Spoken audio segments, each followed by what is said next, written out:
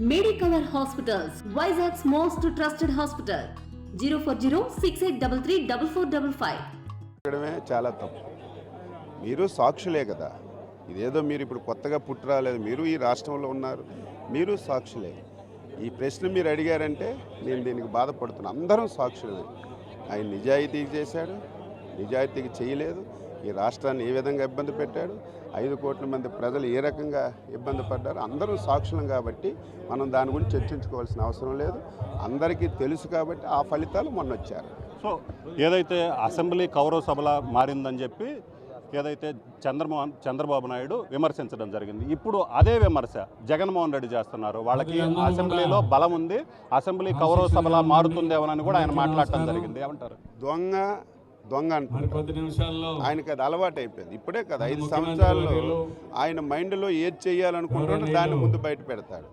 ఇంక శాసనసభకి రాలేదు, ఏం జరుగుతుందో తెలియదు. అప్పుడే ఆయన ఊహించుకుంటారు. తెలుగుదేశం పార్టీ శాసనసభ గౌరవాన్ని పెంచే పార్టీ. శాసనసభ అంటే రాష్ట్ర ప్రయోజనాలను కాపాడేది శాసనసభ. సమర్థవంతమైనటువంటి చర్చలు జరగాలి, ప్రతి ఒక్కరూ చర్చల్లో పార్టిసిపేట్ చేయాలి. ఈ చర్చల ద్వారా రాష్ట్రంలో అన్ని వర్గాల ప్రజలకి మేలు జరగాలి.